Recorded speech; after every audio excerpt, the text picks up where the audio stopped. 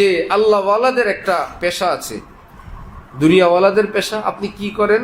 আমি এই কাজ করি, আমি সেই কাজ করি, আমি ইঞ্জিনিয়ারিং করি, বাড়ি বানাই, ঘর বানাই, আমি শ্রমিক, আমি শিক্ষকতা করি, আমি ব্যবসা করি। পেশা আছে না?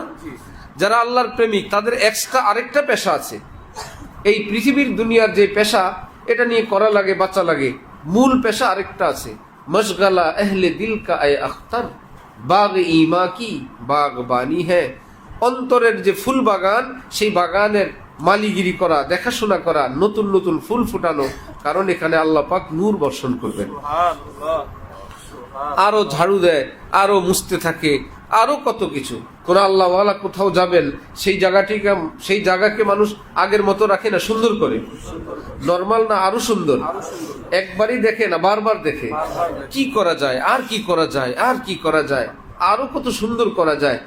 আল্লাহওয়ালার জন্য যদি এত সুন্দর হয়, আল্লাহর জন্য কত সুন্দর করা দরকার।